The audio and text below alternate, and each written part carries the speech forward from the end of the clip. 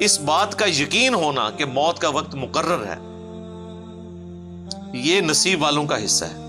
Otherwise اکثریت جو ہے نا وہ اہل ایمان میں سے بھی اتنا غلو کرتے ہیں کہ وہ یہ سمجھتے ہیں کہ اگر ہم کوئی سیکیورٹی کے میئرز لے لیں گے تو یہ چیز ہمیں موت سے بچا لے گی. ایسا نہیں ہو سکتا. سیکیورٹی کے میئرز لینا یہ سنت ہے، نبی صلی اللہ علیہ وآلہ وسلم بھی اس کا اہتمام کرتے تھے. اسباب اختیار کرنا سنت ہے، لیکن اسباب پر یقین کر لینا یہ کفر ہے. اسباب اختیار کرنا سنت ہے اور یقین مسبب الاسباب پہ رکھنا یہ ایمان کا حصہ ہے. چونکہ دنیا کو اللہ تعالیٰ نے اسباب کے ساتھ جوڑا ہے، بظاہر ایسی چیزیں ہمیں نظر آ رہی ہوتی ہیں. میرے ایک بڑے قریبی دوست تھے، مجھ سے بھی چھوٹی عمر میں وہ فوت ہو گئے.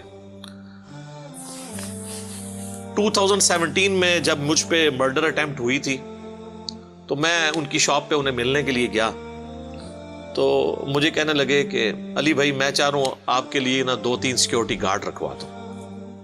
میں نے کہا کیوں؟ نہیں وہ دیکھیں نا یہ ایکٹیویٹی پرفارم ہوئی ہے. میں نے کہا اس وقت تو میں خیر کیجولی پھرتا تھا، تو اب ہم تھوڑی سی احتیاط کر لیا کریں گے اس حوالے سے. اور اس وقت بھی نہاتی حالت میں اللہ نے مجھے بچا لیا ہے تو الحمدللہ. تو اب بھی اگر موت مقدر ہوگی تو وہ میں ٹال نہیں سکتا.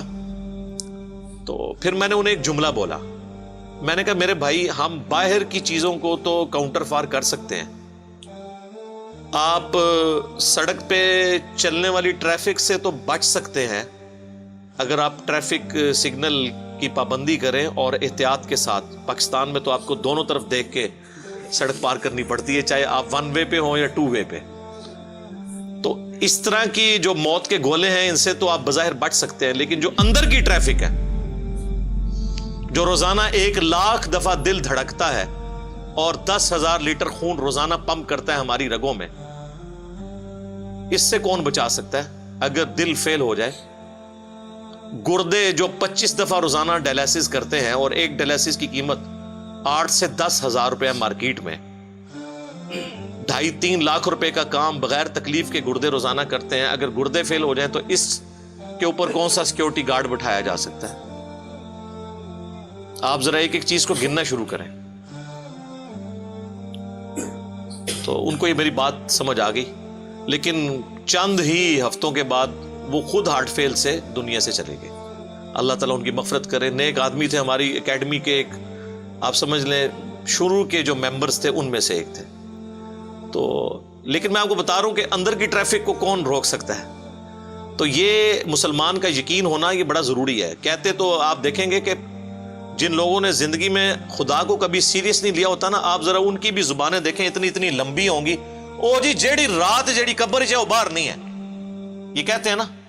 تو اگر یہی بات ہے تو جو قبر سے باہر زندگی گزار رہا ہے بغاوت کے اوپر مبنی، نہ تو حقوق اللہ کا کوئی پاس رکھتا ہے اور نہ کوئی حقوق العباد کا خیال رکھتا ہے، حرام خوریاں تیری گھٹی میں پڑی ہوئی ہیں اور لوگوں کا مال تو ہڑپ کرتا ہے، لوگوں کے پلاٹس ہڑپ کرتا ہے،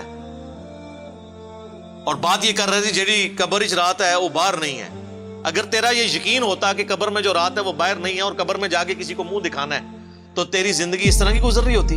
تو یہ ایک روایتی جملے ہیں. جس طرح ہمارے پولیٹیشنز، ہمارے ریاستی اداروں کے جو ترجمان ہیں، ماشاءاللہ آپ گفتگو سنیں تو بسم اللہ الرحمن الرحیم اور انشاءاللہ اور الحمدللہ اللہ تعالیٰ، عام بندہ اس پہ خوش ہو جاتا ہے اللہ دا نا پہ لیندے نے، اوے اللہ دا نا انجی پہ لیندے نے، انہاں دا تقیہ کلام ہے. اگر واقعی یہ اللہ کو مانتے ہوتے اور یہ جواب دے ہوتے تو اس طرح ان کی زندگی گزر رہی ہوتی؟ ایسے نہ ہوتا. یہ صرف ایک روایتی ہماری کلام ہے جو ہم بولتے ہیں. تو اسی طریقے سے یہ بھی لوگ روایتاً بات کرتے ہیں کہ جی جو قبر میں رات ہے وہ باہر نہیں ہے، جو باہر ہے وہ اندر نہیں ہے. اگر اس پہ یقین ہونا تو اس کا منطقی انجام یہ ہونا چاہیے کہ قبر کی تیاری کی جائے. لوگ یہ جملہ بول کے یہ بتانا چاہتے ہیں کہ جی کر لو جو کچھ کرنا جائے، اسی بدماش جائے، اسی نیچے قبر ہی جانا جب تک اسی باہر وہ یہ رزلٹ نکال رہے ہوتے ہیں. حالانکہ رزلٹ تو اس سے یہ نکالنا چاہیے کہ میں اپنی قبر کی اور آخرت کی تیاری کروں. اس طرف دماغ بھی نہیں ان کا جاتا. الٹا وہ اپنے مخالفین کو تھریٹ لگانے کے لیے بات کرتے ہیں کہ جتنی میری زندگی لکھی ہوئی ہے وہ تو میں باہر ہوں. اور بھائی جو تو باہر ہے تو اندر کی تیاری کرنا. تو یہ اصل اس میں سے مورل لیسن لینا چاہیے. وَلَئِن قُتِلْتُمْ فِي سَبِيلِ اللَّهِ او مُتْتُمْ، اللہ تعالیٰ فرما رہا ہے اگر واقعی تم اللہ کی راہ میں مارے جاؤ یا اپنی طبعی موت مر جاؤ جہاد میں، راستے میں، بیماری کے ذریعے، لَمَغْفِرَةٌ مِّنَ اللَّهِ وَرَحْمَةٌ خَيْرٌ مِّمَّا يَجْمَعُونَ، تو جو اللہ کی بخشش تمہیں ملنے والی ہے اور اس کی رحمت، وہ اس سے بہت بہتر ہے جو تم نے دنیا میں جوڑ کے رکھا ہوا ہے، چاہے وہ زندگی ایز این ایسٹ یا دنیا کے ایسٹس جو تم نے جوڑے ہوئے ہیں، اس سے بہتر اللہ کے پاس ہے. میں کہتا ہوں جی اگر واقعی جس میں رتی برابر ایمان ہے نا، اسے یہ آفر کی جائے نا کہ مرتے ہی تم سیدھا جنت میں جاؤ گے، تو آدھے مسلمان آج ہی مرنے کے لیے تیار ہو جائیں کہ یار ادھر تو ذلت کی زندگی کاٹ ہی رہے ہیں، چلو اس سے تو جان چھوٹے گی تو آگے اربوں سال کی ہمیشہ کی زندگی مل جائے گی. اور اگر کوئی ایفرٹ اس کے لیے واقعی پٹ کر رہا ہے نا، پھر اس کے لیے زندگی لائبلٹی ہوگی، آخرت ایسٹ ہوگی. اسی لیے تو اللہ نے قرآن میں جگہ جگہ اس چیز کو ایڈریس کیا ہے کہ یہودیوں اگر تم یہ کہتے ہو نا ہم اللہ کے لاڈلے ہیں، اللہ کے چہیتے ہیں، تو موت کی تمنا کیوں نہیں کرتے؟ موت سے تو تم اس طرح بھاگتے ہو. یعنی یہ نہیں کہا جا رہا کہ تم کہو کہ اللہ مجھے مار دے، نہیں، تمنا اس اعتبار سے کہ جس طرح ایک شخص کو اپنے محبوب سے وصل کا انتظار رہتا ہے نا، تو تمہیں بھی اس چیز کا انتظار رہے کہ میں مر کے اپنے رب کا دیدار کروں گا، تو پھر مرنے سے تمہیں خوف نہ آئے. اور سب سے زیادہ خوف یہودیوں کو ہوتا تھا، اسی لیے قریش مکہ تو کافر ہوئے ہیں، یہودی کافر نہیں ہوئے، وہ منافق ہو گئے، اوپر سے کلمہ پڑھ لیا تاکہ دونوں طرف پارٹیاں بنا کے رکھیں، کیونکہ ان کو اپنی جان عزیز تھی. اسی لیے سورۃ البقرہ میں آیا کہ یہودی جو زندگی کی ہرس رکھتے ہیں نا، یہ مشرکین سے بھی زیادہ رکھتے ہیں. حالانکہ وہ بت پرست تھے، لیکن وہ انہوں نے آ کے دیکھیں بدر میں، احد میں، خندق میں ڈٹ کے سامنے آ کے مقابلہ کیا، اعلانیہ انہوں نے انکار کیا. لیکن یہودیوں نے اعلانیہ انکار نہیں کیا، اوپر سے کلمہ پڑھ لیا، اندر سے جڑیں کاٹی. یہ بزدلی کی علامت تھی، ورنہ تو سامنے آ کے کہتے ہاں جی ہم نہیں مانتے، آ کے لڑو ہمارے ساتھ. تو دنیا کی محبت کی وجہ سے وہ بزدلی کا شکار تھے یہودی. تو اللہ تعالیٰ فرماتا ہے اگر آخرت تمہیں اتنی محبوب ہے تو تمنا کرو نا. تو یہی حال مسلمانوں کا بھی ہے. یہ کہنا آسان ہے کہ جی ہر وقت ہم موت کے لیے تیار بیٹھے ہوئے ہیں، لیکن تیاری کوئی نہیں ہے، بس تیار بیٹھے ہوئے ہیں. وہ سر آپ نہ بھی تیار بیٹھے جدو چکیا جانا ہے تو چکیا جانا ہے، تہاڈی تیاری نال کچھ نہیں، تو تیار نہ بیٹھو، تیاری کرو. تو اللہ طرف مارا ہے کہ جو اللہ کی راہ میں جہاد کے دوران طبعی موت مر جائے نا، اس کے لیے بھی مغفرت اور اجر عظیم ہے، کیونکہ وہ اللہ کی راہ میں وقف ہوا ہے نا. اور اگر شہید ہو جائے گا پھر تو نور لا نور ہے. اچھا وہ کیوں ہے اجر؟ اس نے اللہ کے لیے نیت تو کی ہے نا. حتیٰ کہ صحیح مسلم میں حدیث ہے کہ جو شخص شہادت کی تمنا کے ساتھ اپنے بستر پہ بھی مرے نا، اللہ اسے بھی شہید لکھتا ہے. اور صحیح مسلم میں حدیث ہے جس کے دل میں شہادت کی تمنا نہیں، وہ منافقت کی ایک شاخ پہ مرا ہے. کلی منافق نہیں ہے، لیکن منافقت کی اس کے اندر علامات پائی جاتی ہیں. کیوں؟ مسلمان کو تو ہر وقت شہادت کی تمنا رکھنی چاہیے، چاہے وہ شہید ہو یا نہ ہو. تو اگر وہ شہادت کی تمنا رکھتا ہے، اور شہادت یہ والی نہیں کہ مسلمان کا گلا کاٹے، پنجابی سندھی کا اور سندھی پنجابی کا، بلوچی پنجابی کا اور پنجابی بلوچی کا، یہ والی نہیں ہے شہادت، جو واقعی میدان جنگ والی شہادت ہو. تو اگر اس کی تمنا ہے تو اس کو تو بستر مرگ پہ بھی شہید ہوئے بغیر بھی شہادت کی فضیلت مل جائے گی.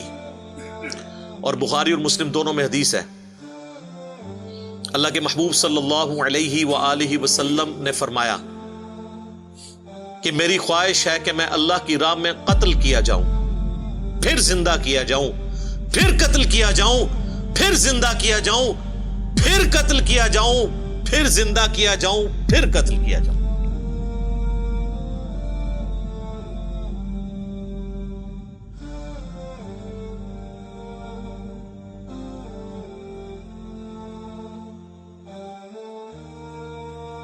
یہ حضور کی خواہش تھی. تو اللہ نے آنری طور پہ آپ کی خواہش پوری کی ہے، آپ کی موت زہر سے ہوئی، وہ میرا پچھلے دنوں ایک ویڈیو ریکارڈ ہوئی تھی، رسول اللہ کا قاتل کون، کیونکہ بعض غالی رافضیوں کی طرف سے یہ الزام لگایا گیا کہ اصحاب رسول میں سے کسی نے رسول اللہ کو زہر دیا تھا، تو وہ میں نے پورا ایک ڈاکٹرن کلیئر کی ہے اور یوٹیوب پہ ویڈیو رکھی ہوئی ہے، نبی صلی اللہ علیہ وآلہ وسلم کا قاتل کون۔ تو ایک شیعہ عالم تھے، انہوں نے بڑے غلوف کے درجے میں جو ہے نا اس طرح کی باتیں کی، تو میں نے ان کے جواب میں وہ ویڈیو ریکارڈ کروائی تھی، وہ آپ جا کے دیکھ سکتے ہیں۔ تو جس کو شہادت کی تمنا ہوگی اس کو بستر مرگ پہ بھی اللہ تعالیٰ ثواب دے دے گا انشاءاللہ تعالی۔ اب بڑی اہم ترین آیت آ رہی ہے جی، اچھا اس کے ساتھ وہ آیت بھی جوڑ لیتے ہیں، وَلَئِن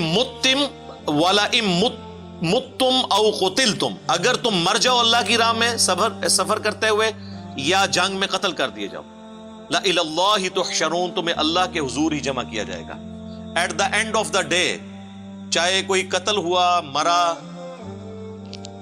شیر کے پیٹ میں چلا گیا یا کسی ویل مچھلی کے پیٹ میں چلا گیا یا ایئر کریش میں اس کی راکھ اڑ گئی، الٹیمیٹلی تم جمع کر لیے جاؤ گے قیامت والے دن اللہ کے حضور، اللہ نے تمہیں زندہ کر لینا ہے۔ تو اس کے یعنی یہ کوئی اللہ تعالیٰ اپنی صرف قدرت کا اظہار نہیں کر رہا کہ زندہ ہو جانا ہے، تو مطلب یہ ہے کہ اللہ کے حضور تمہاری پیشی ہونی ہے کہ تم نے یہ ساری قربانیاں اللہ کے لیے کی تھیں یا کسی کے دکھلاوے کے لیے کی تھی، یہ شہادت جو ہے وہ اپنی بہادری کے جوہر دکھانے کے لیے تھی یا واقعی اللہ کے لیے مرنا چاہتے تھے تم۔